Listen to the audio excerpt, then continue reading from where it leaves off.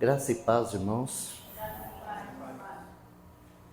Queria começar nosso reunir lendo um texto com os irmãos que está na Epístola aos Hebreus, no capítulo 10.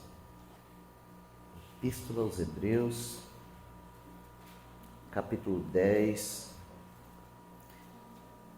versículo 19 e 20. Diz assim a palavra do Senhor: Tendo, pois, irmãos, ousadia para entrar no santuário pelo sangue de Jesus, pelo novo e vivo caminho que Ele nos consagrou pelo véu, isso é, pela sua carne, e tendo um grande sacerdote sobre a casa de Deus, cheguemo-nos com verdadeiro coração, em inteira certeza de fé, tendo os corações purificados da má consciência e o corpo lavado com água limpa. Retenhamos firmes a confissão da nossa esperança, porque fiel é o que prometeu. E consideremo-nos uns aos outros para nos estimularmos ao amor e às boas obras, não deixando a nossa mútua congregação, como é de costume de alguns, antes admoestando-nos uns aos outros, e tanto mais quanto vedes que se vai aproximando aquele dia. Pai, em nome de Jesus, nós entregamos a Ti a Tua palavra, entregamos a Ti esse tempo, Senhor, e reconhecemos diante de Ti que todos nós estamos juntos, todos nós estamos sofrendo, todos nós estamos abatidos, abalados, quebrantados com essa situação que está acontecendo aqui no acampamento, em que os irmãos estão adoecidos. Então, nós clamamos por socorro, Senhor, tem misericórdia de nós. Nós somos um corpo, Senhor, tem misericórdia de nós.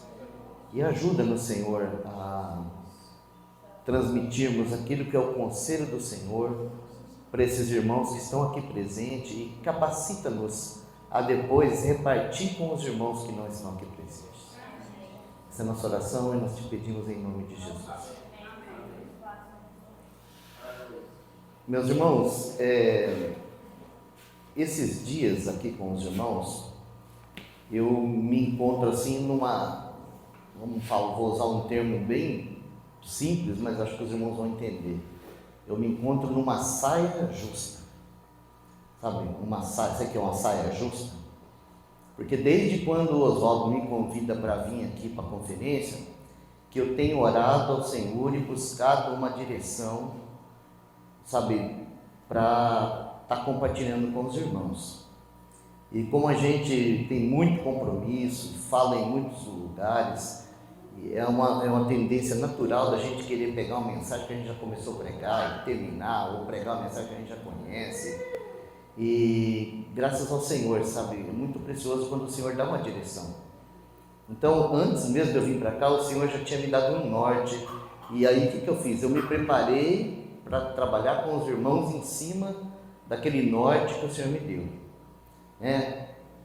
E graças ao Senhor, que quando a gente chegou aqui, sabe, o Espírito Santo falou para mim assim, você vai ter que falar tudo isso que você preparou, mas numa outra língua, porque dá uma olhada na meninada que está aí.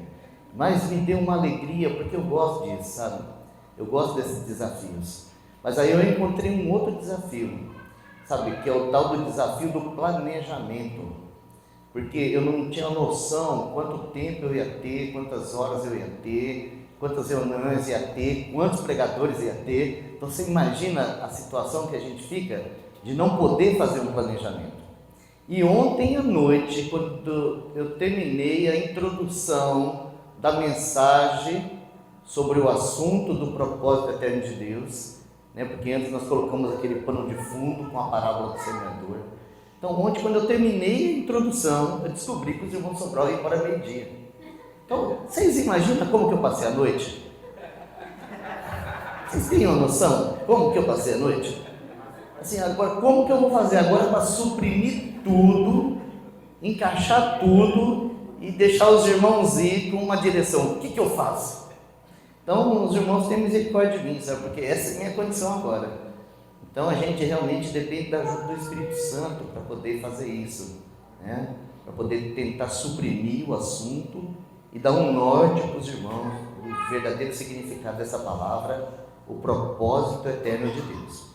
Eu iria lhe comunicar ontem ainda, em termos de que você fosse breve a mensagem para concluir para nós que vamos viajar. Sim, e depois ter tempo com os irmãos. Isso, essa é a situação. Então eu vou ter que fazer isso, eu vou ter que fazer um resumo do resumo do resumo, porque os irmãos vão viajar. Mas vocês não vão sair daqui sem bomba não, porque eu vou dar tarefa para vocês. Eu vou dar tarefa para vocês vão ter que estudar a palavra, não é verdade? Porque a gente não pode ser superficial com essas coisas. Porque o que eu quero tratar com os irmãos, sabe, eu tenho certeza que os irmãos mais velhos aqui já tocaram nesse assunto. Mas eu percebo que é um assunto que Satanás, ele não quer que a gente toque de jeito nenhum. Porque ele tem muita vantagem sobre o povo de Deus quando nós vivemos divididos e quando nós ficamos muito tempo rodando em círculo em torno de uma verdade só e não de todo o conselho de Deus. Então, sabe, tudo que ele gosta. Paulo, eu nem vou hoje citar muito, eu vou citar o texto, nem vou ficar lendo, os irmãos sabem. Paulo, lá em Efésios, no capítulo 4, ele vai dizer que a gente deve funcionar. A igreja deve funcionar com o ministério dos homens dons. Então lá ele vai falar assim que Deus deu, né, os homens dons para a igreja. E lá ele vai falar de uma série de homens dons, né, que Deus deu à igreja. Ele vai falar de apóstolo, evangelista, pastores, doutores e mestres, né? E lá ele fala assim, querendo o aperfeiçoamento dos santos para a obra do ministério. Ou seja, na sua multiforme graça, ele levantou homens dons, mas não é para os homens dons funcionar, é para a igreja funcionar. Ou seja, o trabalho dos homens dons é equipar os irmãos a funcionar. Não é esse? E aí ele vai falar assim, para que não sejamos mais meninos levados à roda. Sabe o que significa isso? É isso aqui, roda, roda, roda, roda, roda, roda. Sabe no que? Em todo vento de doutrina. Ele fala assim, antes, ou seja, deixa essa roda, roda para cá, seguindo a verdade em amor, cresçamos em tudo naquele que é a cabeça, Cristo. Esse é o propósito de Deus, essa é a nossa vocação, esse é o nosso chamamento. Então, o inimigo não quer que se toque nisso não, porque se a gente crescer, a gente vai se tornar um exército forte, que vai poder combater nas regiões celestiais e vencer todo o avanço do inimigo. Então, uma compreensão da verdade, uma compreensão mais clara da verdade, nos liberta da nossa meninice espiritual, nos direciona para onde a gente tem que ir e nos estimula a andar, né? Porque esse texto que a gente leu, ou que eu citei para vocês, ele termina falando do homem corporativo. Fala assim, até que todos cheguemos, todos, ou seja, um homem corporativo, a estatura completa de Cristo, a varão perfeito. Sabe o que ele está falando? Ele está falando do novo homem, criado em Cristo Jesus, onde ele é o cabeça e nós somos os membros desse corpo, sabe, ligado pela junta, medula, funcionando, um corpo, um guerreiro, um soldado universal, combatendo contra os principados, potestades, poderes. Então, eu posso dizer assim, que quando Deus cria o homem lá no Gênesis, que nós estávamos estudando ontem, Deus criou o homem para isso. Adão é a figura de Cristo. Então o homem foi criado com um propósito, lembra? Domina, cresça, multiplica, domina. Foi para isso que o homem foi criado. Mas, então, o homem caiu. E o homem caiu em 3 estágios. E aí está a tarefa, tá? Vocês vão encontrar isso de Gênesis 3 a Gênesis 11. E a gente precisa considerar esses 3 estágios, senão a gente fica limitado na nossa mente. Entendeu? Então, nós batemos muito na questão de que Adão caiu no pecado. E por isso ele morreu para Deus, e por isso nós temos que morrer. Nós ficamos limitados nesse aspecto. E a gente desconsidera que esse homem que caiu no pecado, ele também caiu na carne. Então, quando o Senhor fala lá em Gênesis 6 assim, eu me arrependo de haver criado o homem, porque esse é carnal. Aí você não tem mais, sabe, a palavra certamente morrerá. Aí a palavra é: destruirei toda a carne na face da terra. E então nós sabemos que o juízo de Deus foi derramado com as águas do dilúvio.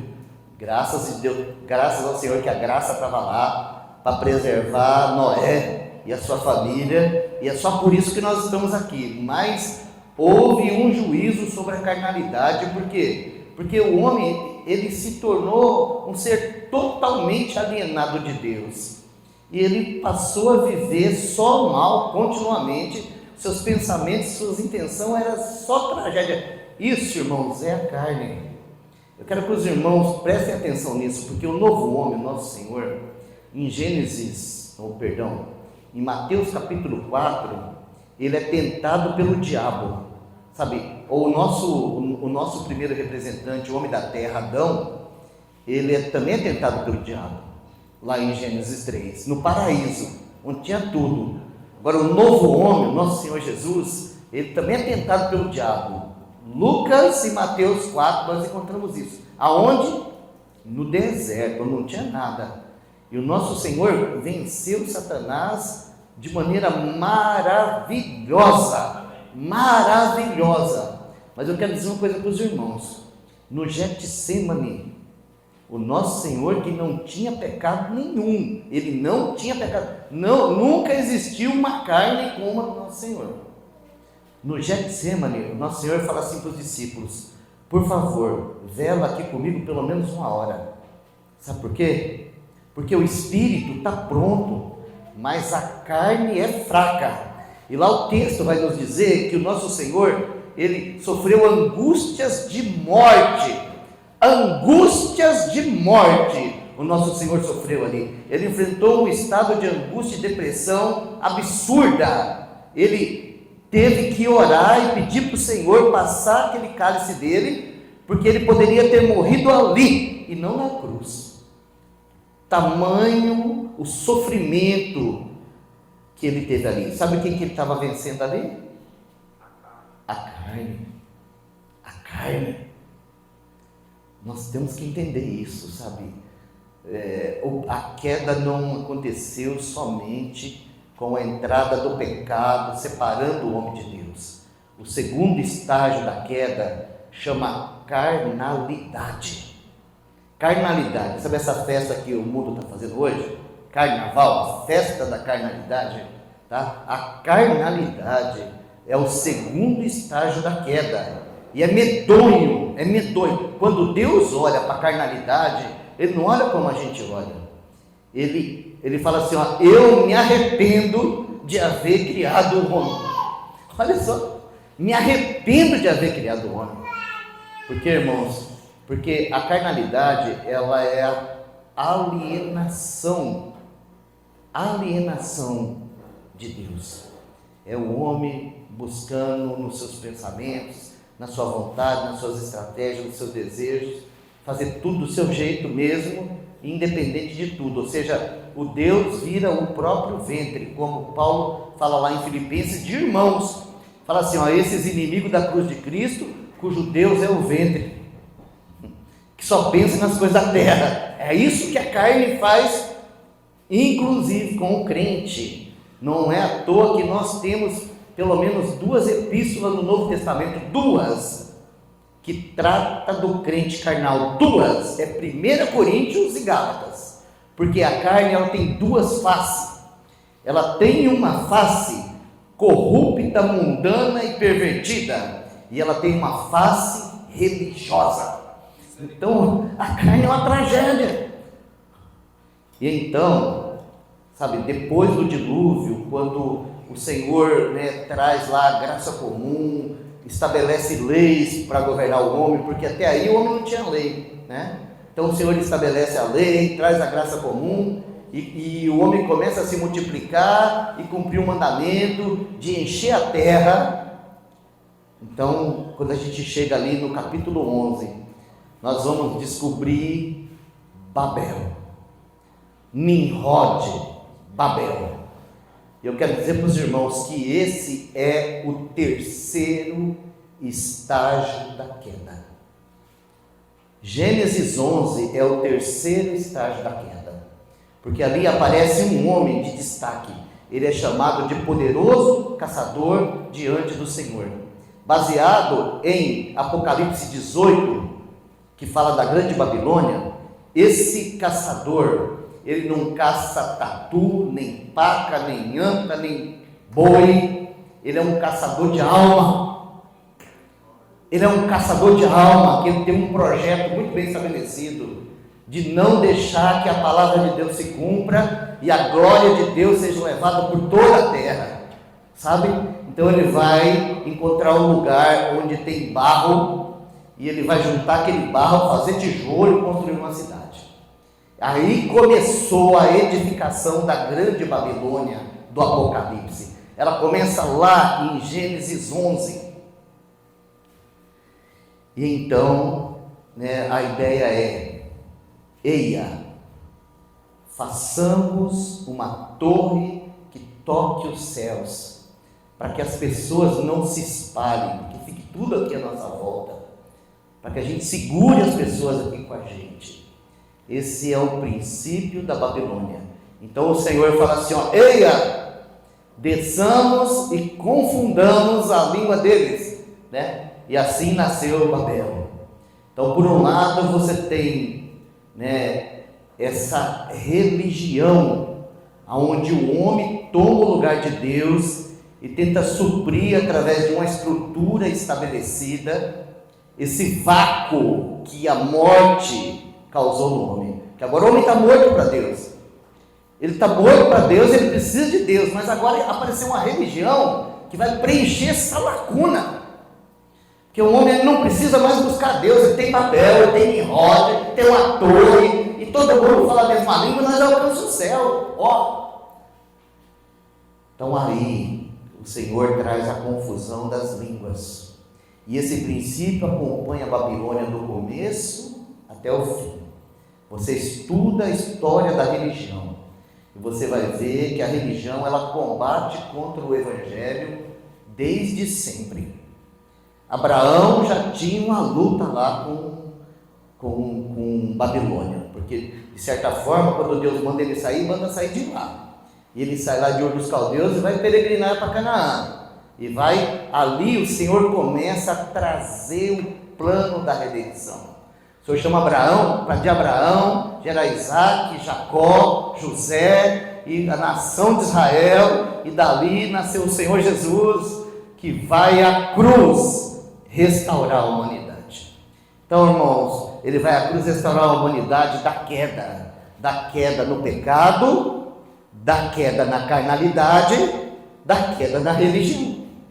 Ou seja, não é só da queda no pecado, e nem só da queda na carnalidade, mas também da queda na religião.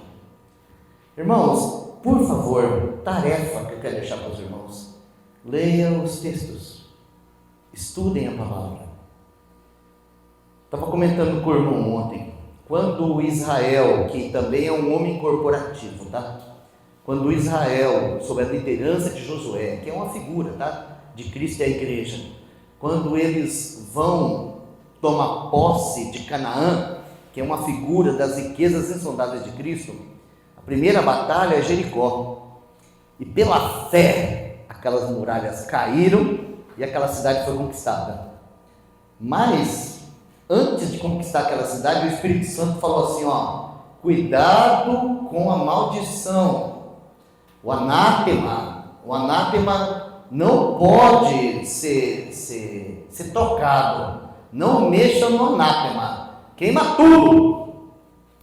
Mas tinha um tal de Acã lá, que fazia parte da Assembleia do Exército, que ele encontrou um negócio lá na Babilônia. Alguém lembra o que foi que ele encontrou lá em Jericó? Alguém lembra? O que era o anátema? Uma capa. Não era uma capa qualquer, tá? Se for ler lá no original, era uma capa de sacerdote. Viu? Era uma capa de sacerdote. E debaixo dela tinha prata, uma boa quantidade de prata, e tinha uma língua de ouro. É isso aí, estava lá. E isso aí aleijou o exército de Israel. Ou seja, figurativamente falando, o Espírito Santo está tentando dizer para nós que o Senhor não quer nada de Babilônia. Nada de Babilônia. E se nós tivermos revelação do que significa isso, nós vamos começar a olhar para a nossa vida religiosa, e nós vamos começar a ver as coisas de Babilônia, e nós vamos ter nojo. Sabe assim, nós vamos ter nojo, falar assim, isso aqui é maldito, porque isso aqui é religião, isso aqui é tradição de homens, isso aqui é doutrina de homens, isso aqui é uso e costume, isso aqui é mamonismo, isso aqui é glória humana, fora, é tudo maldito. Então, irmãos, se a gente aprende esse princípio, então nós vamos viver a vida da igreja. Agora, se a gente não aprende esse princípio, nós vamos terminar tudo lá dentro da grande Babilônia e vamos ter que ouvir de lá o Senhor falar assim, sai dela, povo meu. Porque é isso que está escrito lá em Apocalipse. É o Senhor lá na grande tribulação, antes de destruir a prostituta, falando assim, sai dela, povo meu. Os irmãos entendem o que eu estou falando? Então, esse não é um assunto de se esgotar com 30 minutos. E os irmãos entendem? Que esse é um assunto profundo. Graças a Deus que o irmão leu aqui o texto sobre a Babilônia. Sabe, irmãos, o povo de Israel era um povo que eles basicamente, eles tinham dois tipos de vida.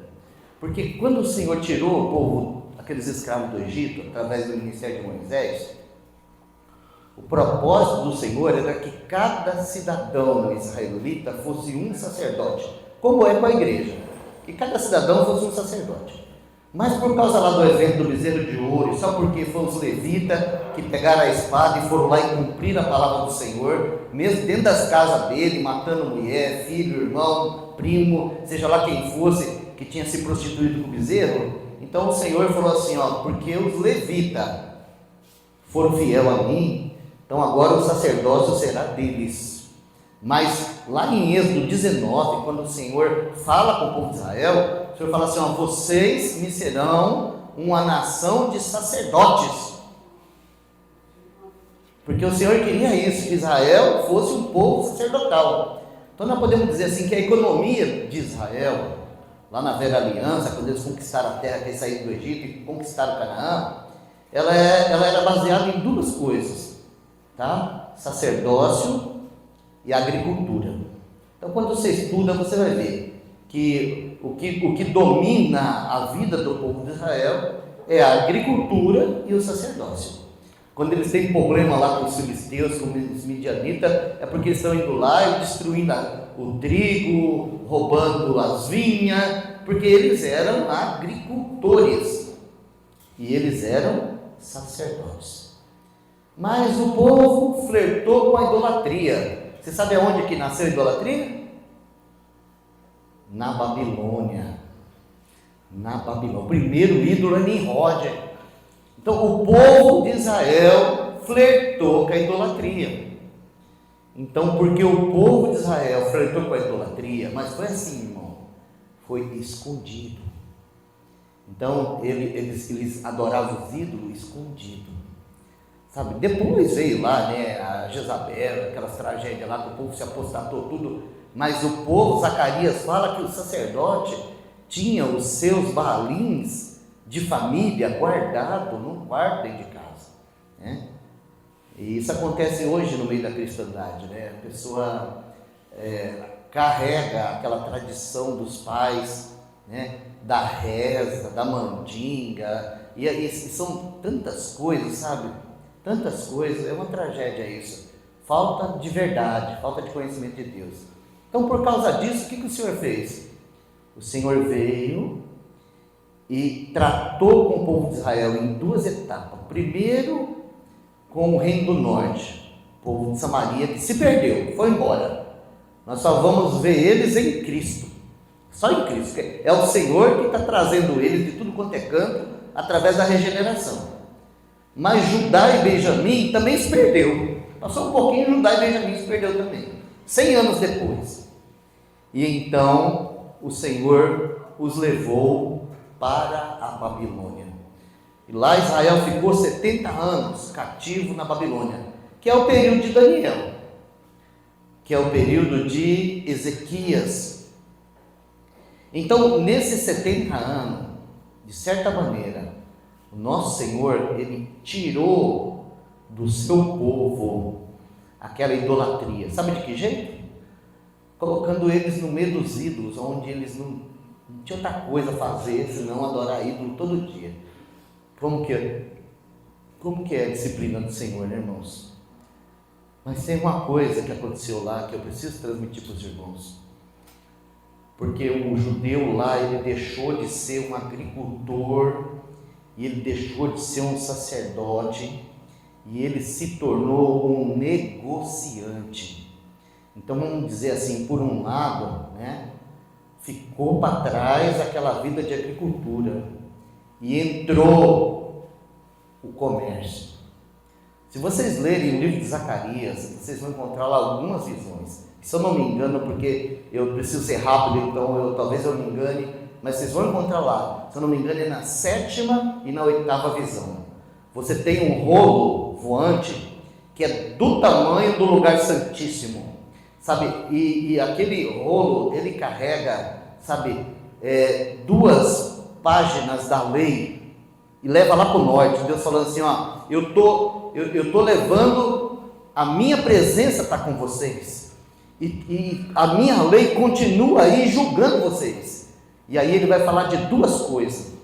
Ele vai falar do perjurar e do roubar, porque esse é o pecado do povo de Deus na Babilônia. Eles aprenderam a fazer negócio.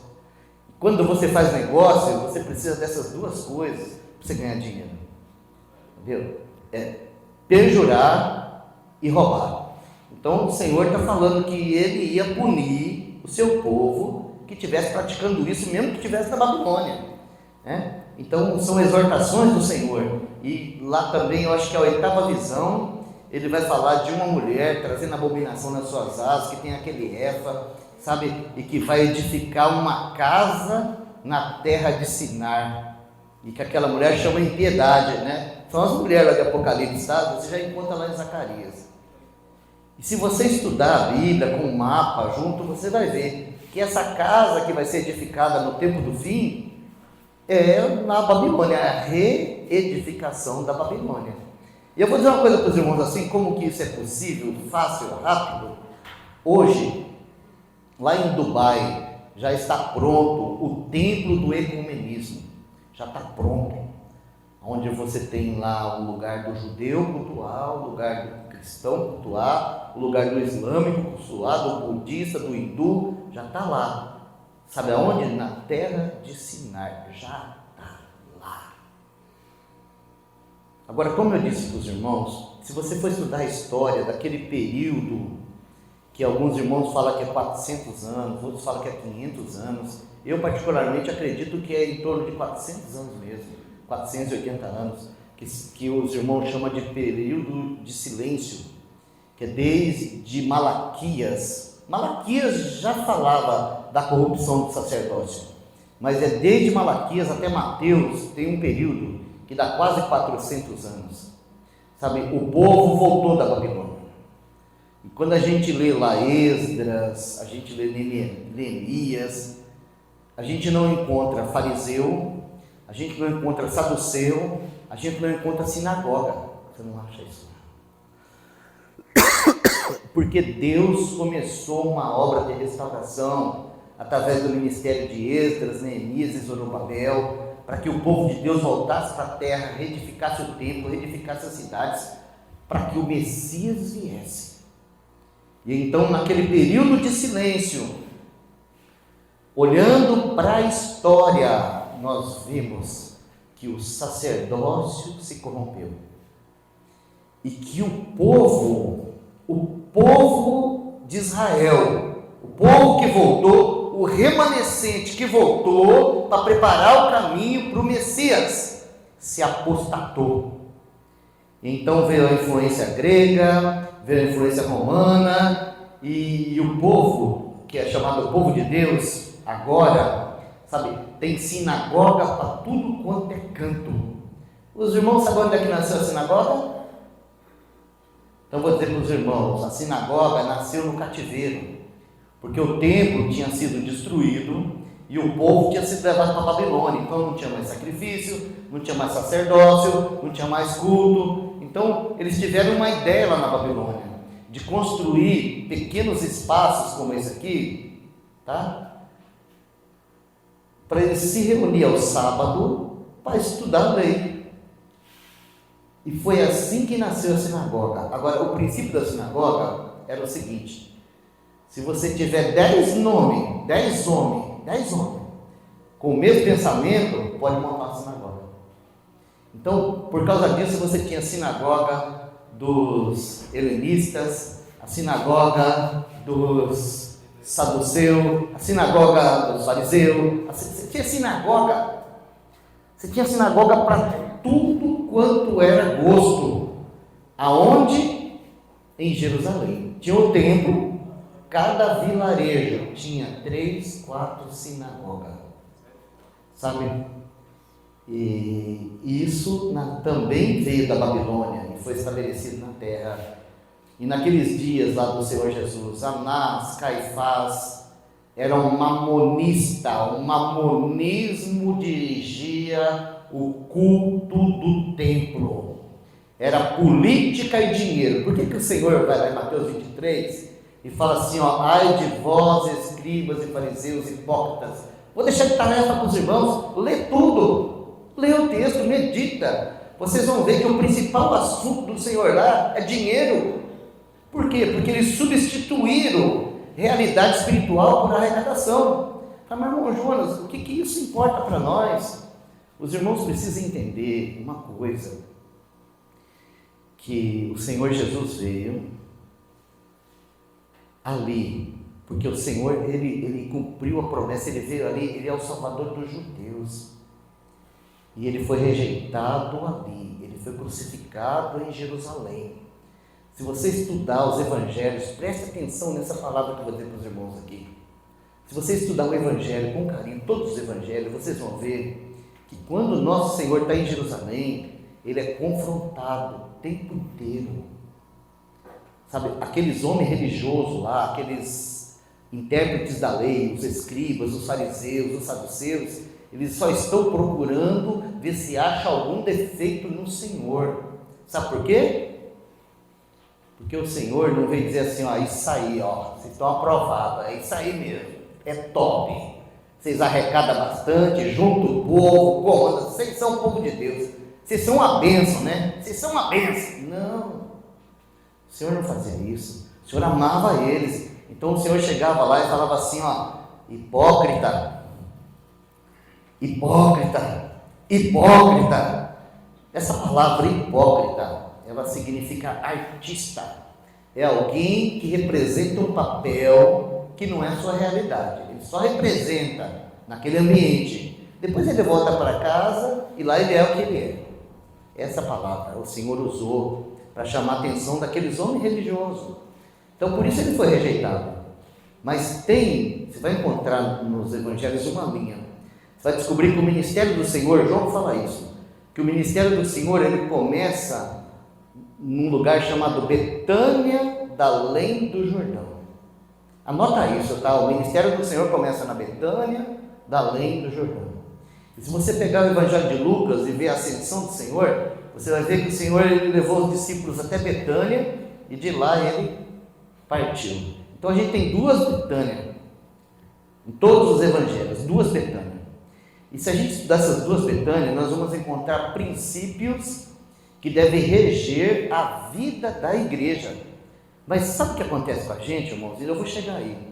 O que acontece com a gente é que a maioria dos princípios que regem a vida da igreja hoje foi extraído da Babilônia ou de Jerusalém e não de Betânia.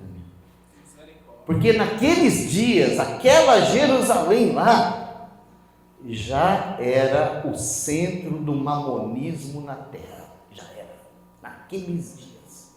Aquela Jerusalém que crucificou o Senhor. Na vinda de Cristo, naqueles dias. Aquele sistema religioso lá já era a Babilônia que estava atuando lá. Depois ela foi para Roma. Foi os romanos que levou toda a estrutura de Babilônia para Roma. Mas o espírito do mamonismo, ele está no judaísmo até hoje. E assim, irmãos, agora eu quero que vocês escrevem essa lápis, porque essa é a minha posição, baseada na maneira que eu tenho estudado a palavra. Eu entendo que o ecumenismo vai restaurar o culto e o sacerdócio do judaísmo. E como o islamismo foi tirado do judaísmo, lá no ano 600, pelo Maomé, como a igreja católica copiou sacerdócio e tudo do judaísmo, sabe? E como os evangélicos amam judaísmo, os evangélicos amam de paixão o judaísmo. Então, na hora que o ecumenismo começar a se reunir, essa religião babilônica, ela vai atrair, ela vai cativar, ela vai conquistar e vai se tornar um só povo. Porque é a religião mais forte que sempre ganha. E essa, na minha opinião, é a grande Babilônia do livro de Apocalipse. A comerciante, a negociante, aquela que busca o dinheiro dos reis da terra, que faz comércio com todo mundo, que faz aliança com todo mundo. Sabe, irmãos, por que eu estou mostrando isso para os irmãos? Porque foi aí que o homem caiu. E quando o nosso Senhor ele fala assim, ó, eu edificarei a minha igreja, e as portas do inferno não prevalecerão contra ela, ele está nos dizendo, sabe, se você pegar a palavra no original e traduzir, ele está dizendo que ele vai nos tirar para fora desse aprisco, que ele vai nos tirar para fora daquele outro aprisco, que ele vai nos tirar para fora daquele outro aprisco, ele vai nos tirar para fora de tudo que é Babilônia, de tudo que é mundo, de tudo que é perversão, de tudo quanto é religião, e vai nos levar para ele mesmo. Para Ele mesmo nos pastorear, para Ele mesmo nos guiar, para Ele mesmo nos dirigir, para Ele mesmo nos transformar. E isso é a igreja. A igreja é o corpo de Cristo, onde o pastor é Ele mesmo, e o rebanho são aqueles, sabe, que seguem o cordeiro para onde quer que ele vá, e não ama a sua vida até a morte. Isso é o oposto do sistema religioso. É o oposto. Então, irmãos, quando a gente olha para o plano de salvação, sabe, a cruz de Cristo, e quando eu falo a cruz, eu estou falando da obra do Senhor, completa. A obra completa do Senhor, ela tem como propósito resgatar o homem caído, aquela condição espiritual que Deus deseja, para que ele avance a cumprir o propósito eterno de Deus. Ou seja, o resgate, a redenção, não é o cumprimento do propósito. O resgate, ele só existe porque o homem caiu. Então a obra da cruz, ela veio para levar o homem de novo à comunhão com Deus, a levar o homem de novo a funcionar espiritual e corpo, e numa condição muito superior, porque agora não é um homem mais governado pela alma, é um espírito vivificante. Então agora esse espírito vivificante, ele deve cumprir o propósito de Deus na terra. Então esse é o objetivo da igreja gloriosa, esse é o propósito. Agora o Senhor, Ele conhece a nossa estrutura, Ele sabe das nossas limitações. Então, em razão disso, nós temos uma revelação gradativa da obra do Senhor. É uma revelação gradativa, porque se o pacote inteiro chega, ninguém consegue digerir. Lembra quando Jesus falou para os discípulos assim, eu tenho muita coisa para dizer para vocês, mas vocês não podem suportar. Essa é a nossa realidade. Então, por isso que o Senhor, de tempo em tempo, gradativamente, por causa do seu amor, da sua graça, pelo Espírito Santo, Ele começa a nos trazer de volta para o propósito. E como que Ele faz isso? Nos dando uma visão nova e viva do plano da redenção. Por quê? Porque é somente o homem redimido que pode cumprir o propósito. Somente o homem redimido. Porque dentro do propósito de Deus existe um casamento universal. É o noivo e a noiva. Então nós podemos dizer assim que aquele noivo, ele está completo, perfeito e pronto. Mas onde está a noiva? Então eu vou dizer uma coisa para os irmãos muito triste, que o sistema babilônico fez. A noiva está dividida até o pescoço, espalhada por tudo quanto é canto, enroscada num sistema religioso. E o Espírito Santo está falando assim, sai dela, povo meu. Mas irmãos, eu acho que os irmãos já entenderam isso, eu não vou continuar batendo nisso. O que eu quero fazer hoje aqui, eu não sei se é possível, Francisco, existe uma caneta que dá para escrever nessa lousa?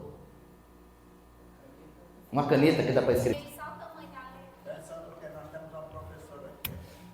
Aí sim. Agora ficou bom. Mas esse aqui eu só estou fazendo uma recapitulação do que eu falei para vocês, tá? Então eu coloquei aqui, Adão, tá? E aqui está o propósito eterno de Deus. Então quando Deus criou o homem, se ele se alimentasse da árvore da vida, que é uma figura de Cristo, e vivesse em dependência de Deus, ele ia crescer até alcançar a estatura de varão perfeito. Aqui, um homem espiritual, espírito vivificante, transformado, glorioso. Mas a gente sabe que o pecado entrou no homem, né? Pelo pecado a morte. Então ele caiu aqui, morreu para Deus, né? Morreu espiritualmente. Aí nós temos lá em Gênesis 6, o homem caindo na carnalidade, quando o Senhor fala assim, eu odeio o que eu fiz, porque isso aí não presta para nada, né? E aí nós temos Gênesis 11, o homem caindo na religiosidade. Agora não é Deus que fala, ele não presta, agora é o homem que fala, eu não preciso mais de Deus, porque eu tenho minha religião, você tem a sua e está tudo certo, entendeu? Esse é o problema da religião, é porque a religião te traz uma satisfação sem realidade. Bom, graças ao Senhor, que através de Israel, Abraão, Isaac e Jacó, veio o nosso Senhor Jesus, e lá na cruz, ele realizou a obra da redenção.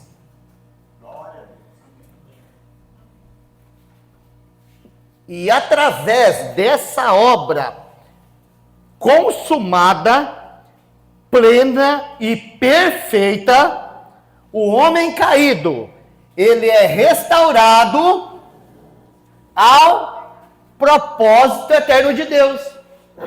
Os irmãos entendem isso? Amém.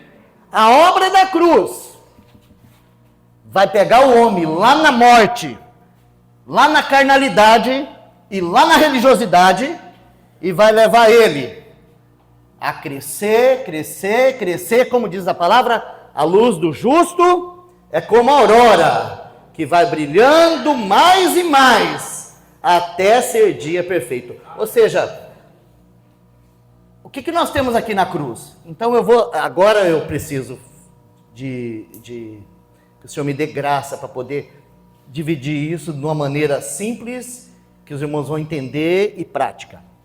Então nós podemos dizer assim, que a primeira coisa que nós encontramos na cruz é a graça. Aleluia! Pela graça sois salvos, por meio da fé, não vem de vós, é dom de Deus, não vem das obras para que ninguém se glorie. Então a primeira revelação do Martim Lutero, que tirou a igreja, trouxe a igreja reformada para fora da Babilônia, foi a graça. Então nós podemos dizer assim, que Deus tem dado graça. A igreja brasileira nos anos 70 começou a conhecer a graça.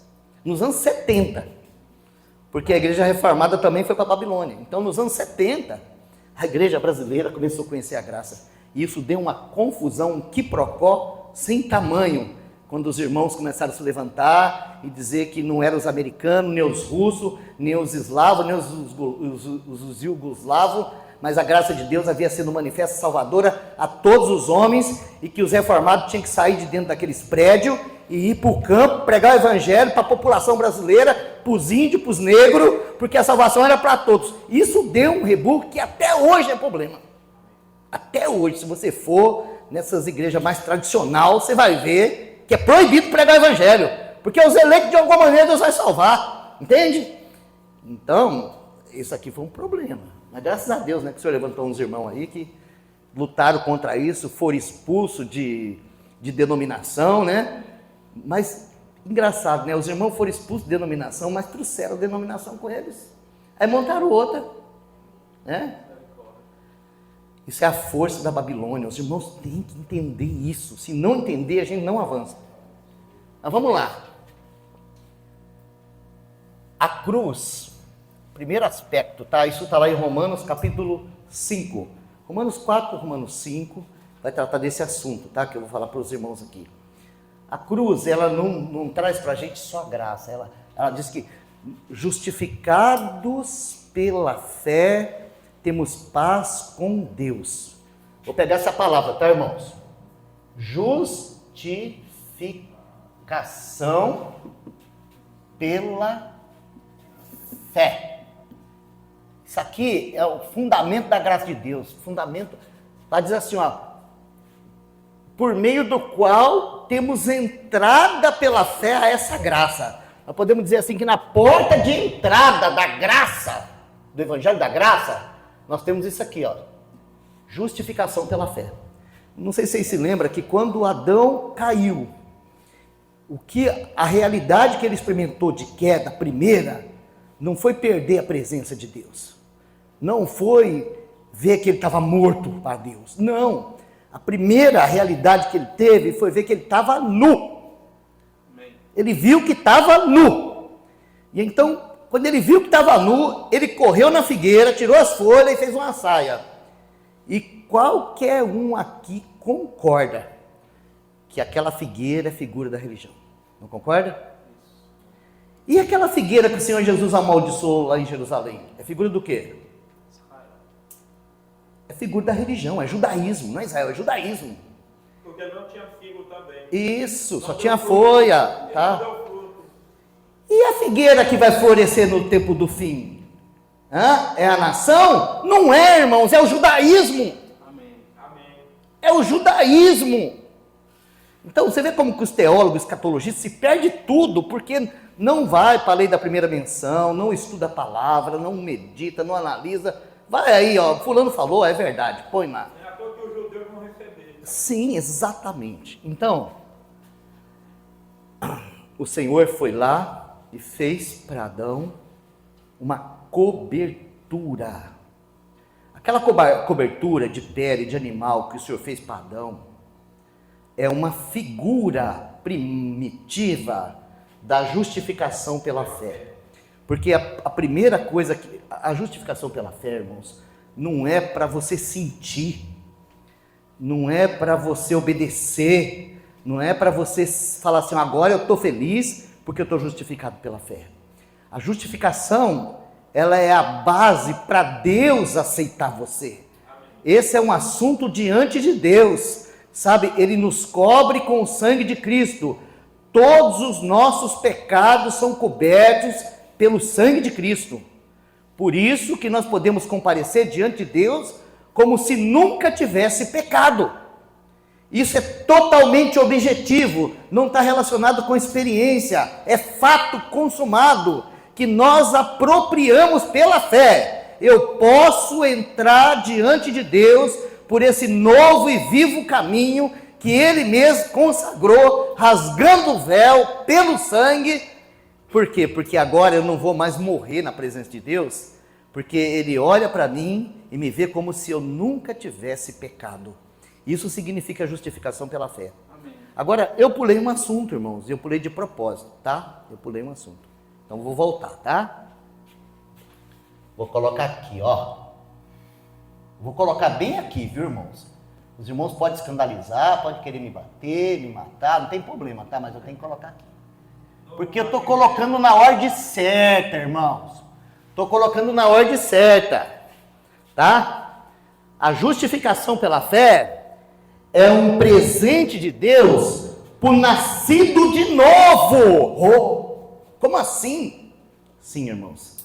O Espírito Santo, pela graça de Deus, ele gera pela palavra dentro de nós um novo homem.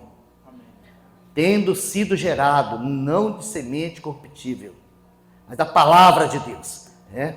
O escritor aos Efésios, ele vai dizer assim, ó, estando vós mortos em vossos delitos e pecados, vos deu vida juntamente com Cristo, pela graça sois salvos. Então, a graça de Deus é que traz o novo nascimento para dentro de nós. E como que nós nascemos de novo? É conhecendo a doutrina do novo nascimento? Não, irmãos. Nós nascemos de novo pelo Espírito Santo. Quando o Espírito vem e pega a palavra e traz para dentro do nosso coração, quando o Espírito Santo vem e abre os nossos olhos e nós conseguimos olhar para a cruz e falar assim, ó, ele morreu por mim, sabe? Porque o homem só pode fazer isso se ele tiver recebido graça, nascido de novo. Porque o homem natural, ele não consegue enxergar isso. A única coisa que ele consegue enxergar é a miséria, a corrupção, o vazio, o buraco que ele tem de Deus. Mas quando a graça vem e ajuda ele a olhar para a cruz, lembra que Jesus falou lá em João 3 para Nicodemos? Nicodemos, o Senhor falou assim para Nicodemos, quando ele falou sobre o nascer de novo. Ele falou assim, ó, que Nicodemos falou assim, mas como pode uma coisa dessa? Como é que pode? Eu vou voltar na barriga da minha mãe, vou tornar a nascer. O que eu tenho que fazer para nascer? Né? Ele não falou assim, ó, confessa essas verdades, não. Ele não falou isso não, irmãos. Ele falou assim, ó, assim como Moisés levantou a serpente no deserto, importa que o Filho do Homem seja levantado da terra, para que todo aquele que nele crê. Então a história do deserto os irmãos sabem, era cobra comendo cobra, né? Os irmãos estavam lá que nem cobra, murmurando, falando mal, criticando a liderança, esse Moisés não presta, esse Arão não presta, esse deserto não presta, esse pão não presta. Aí o Senhor falou assim, já sei o que eu vou fazer com essas cobras. Mandou para o meio deles serpentes abrasadoras. E aí, a cobra mordia o calcanhar, morria. Aí correu lá, Moisés, eu tenho pecado, tem misericórdia, as cobras estão matando. Aí o Moisés foi falar com o Senhor, né? Senhor, tira as cobras. O Senhor falou, não vou tirar a cobra. Faz outra cobra, de bronze. Coloca numa haste, põe no meio do arraial. E será que todo aquele que picado pela cobra, olhar para a serpente, será salvo. Sabe o que significa isso, irmãos? Identificação. Então, graças ao Senhor, que o nascido de novo, ele é gerado de novo pela palavra, porque ele olha para Cristo. E ele recebe graça e fé para crer que aquela morte é dele, que ali está a salvação. Então ele é justificado pela fé, imediatamente. Não precisa fazer nada, imediatamente. Ele é justificado, ele não entende nada disso, mas ele fala assim, ó, de uma coisa eu sei, eu estava perdido, agora eu estou salvo. Eu não sei nada dessas teologias não, mas eu sei de uma coisa, Jesus Cristo é bom demais, é isso aí. Irmão, isso é o novo nascimento que faz isso, tá? Mas, tá, o plano de redenção, ele não tem só justificação pela fé. Ele começa com justificação pela fé. Então, eu vou resumir, tá, irmãos? Que eu passaria o dia falando disso com os irmãos. Pastor, vamos passar para a gente para terminar lá. Oi? Vamos passar para a gente para terminar lá. Ó, santificação pela fé. Irmãos, a justificação, ela vai resolver o problema do pecado. A santificação vai resolver o problema da carne. Agora, quando a gente fala de justificação pela fé, nós estamos falando daquilo que Jesus fez por nós. Ele morreu e derramou o seu sangue por nós. Quando a gente fala de santificação pela fé, nós estamos falando daquilo que Jesus fez conosco. A santificação ela tem dois aspectos. A justificação tem um aspecto. A santificação tem dois. A santificação, ela é baseada na nossa inclusão na morte e na ressurreição do Senhor Jesus. Essa é a base da nossa santificação. Porque como que o Senhor tratou lá com o negócio da carnalidade? Destruição. Sabendo isso, que o nosso velho homem foi com ele crucificado. Preste atenção, irmãos, isso está lá em Romanos 6, está muito claro lá. Continuaremos no pecado para que a graça aumente? De modo nenhum. Por quê? Porque todos quanto fomos batizados em Cristo, fomos batizados na sua morte. Irmãos, qual que é a primeira figura de batismo no Antigo Testamento? Qual que é a primeira figura de morte e ressurreição? Qual é, irmãos? Os irmãos são estudiosos da Bíblia. São as águas do dilúvio.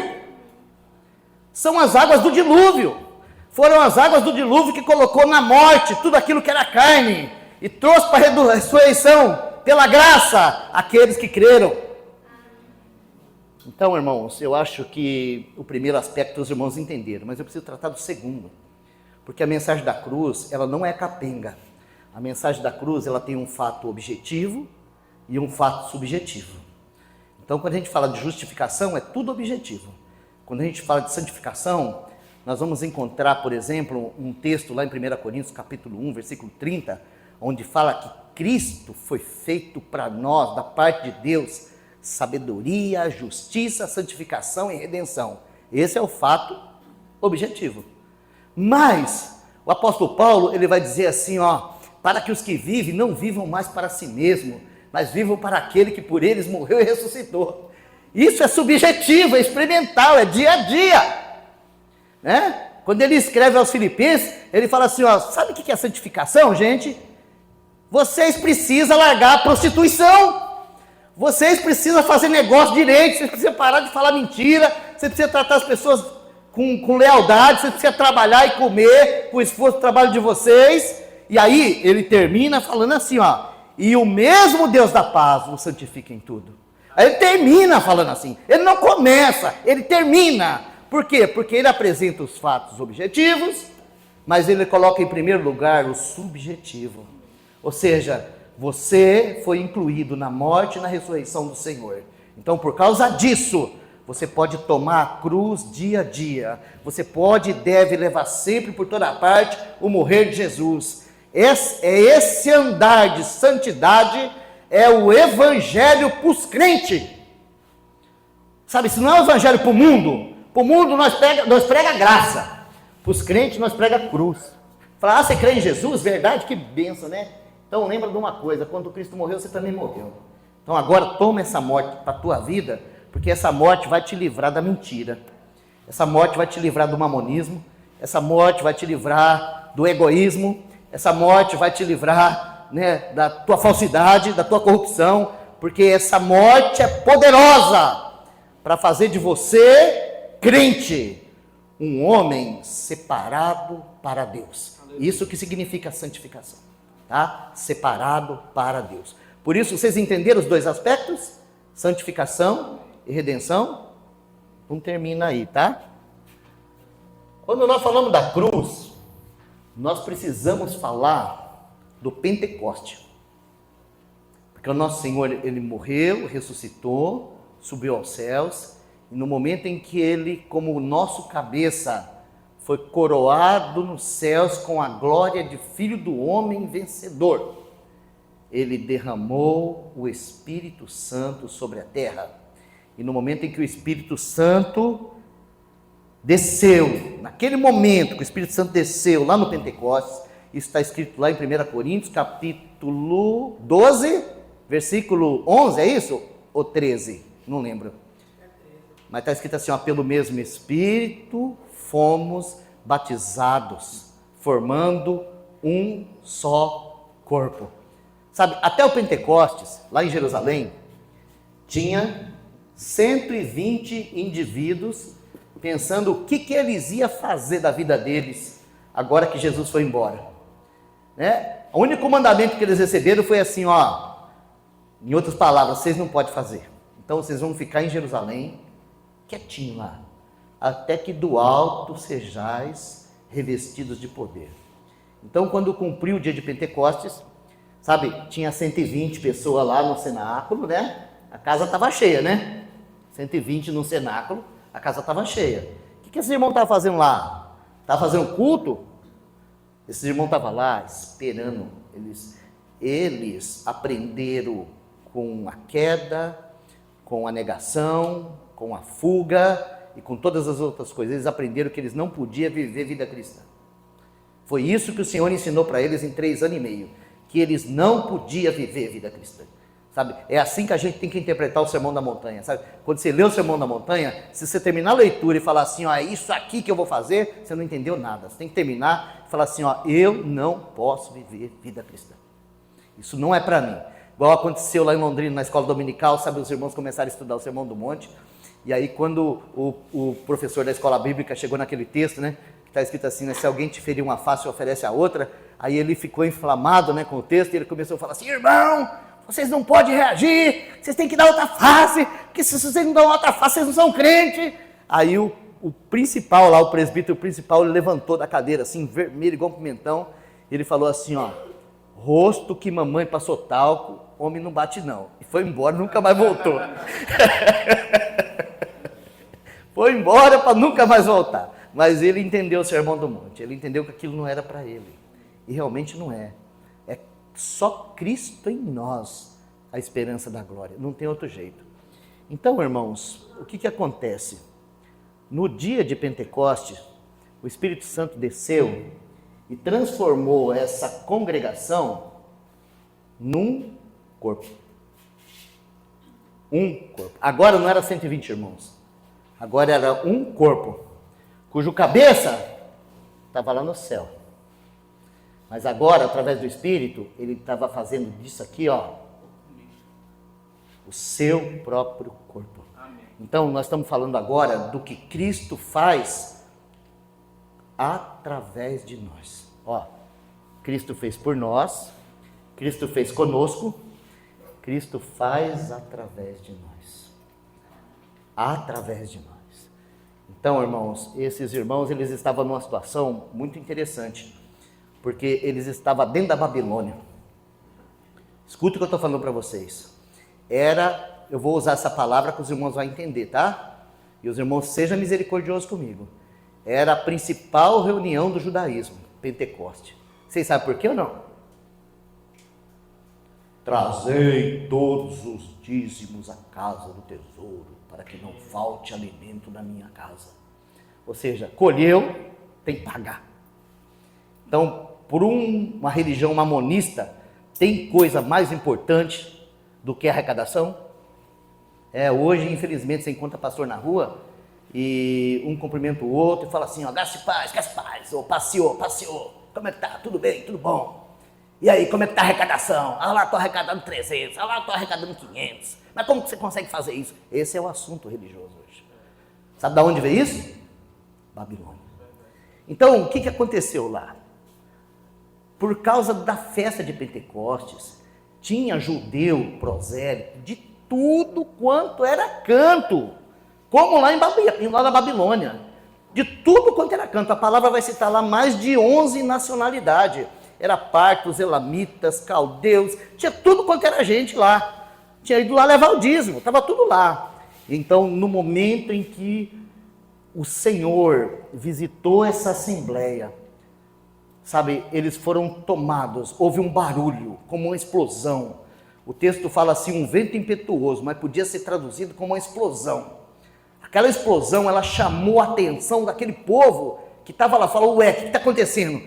Eles tiraram os olhos do sacerdote, tiraram os olhos do templo, tiraram os olhos da religião, tiraram os olhos do sacrifício, tiraram os olhos do culto e foram ver o que era o barulho.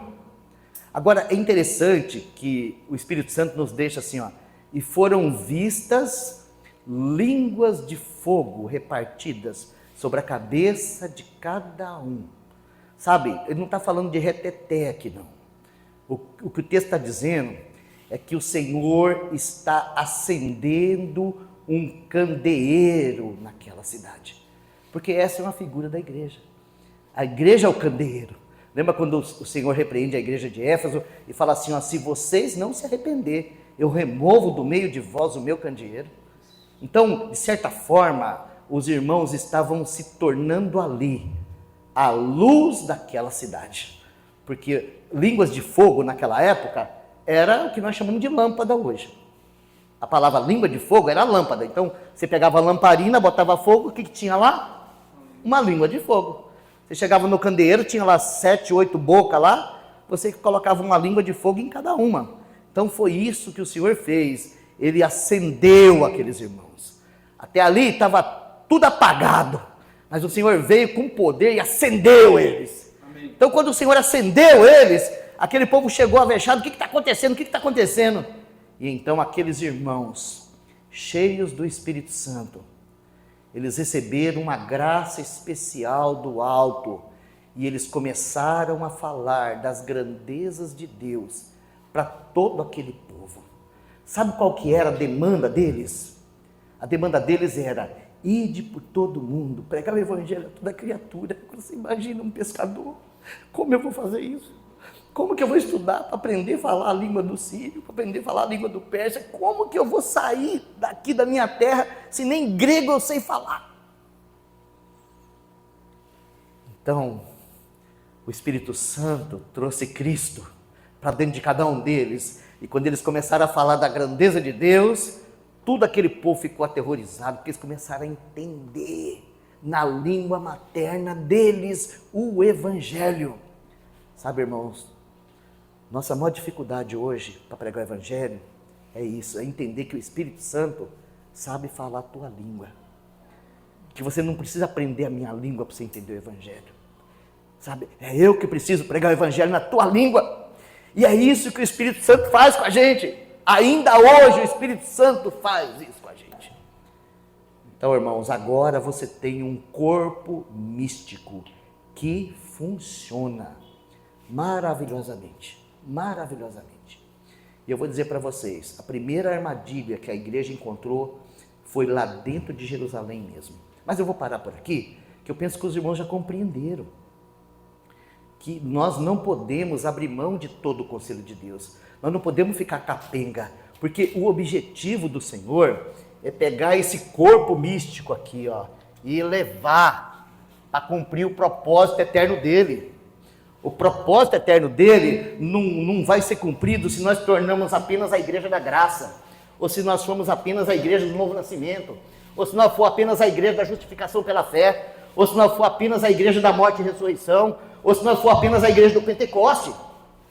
Nós precisamos de todo o conselho de Deus, para que a obra da cruz cumpra em nós o propósito eterno de Deus, e o nosso Senhor, que pagou um alto preço lá na cruz, seja honrado pelo nosso testemunho. Amém. Os irmãos entenderam? Amém. Louvado seja Deus. Eu vou parar por aqui. Deus abençoe. Amém. Graças a Deus. Sim. Porque às vezes a gente vê essa questão da língua, mas por exemplo, de Aracati para Sobral já muda. Muda tudo.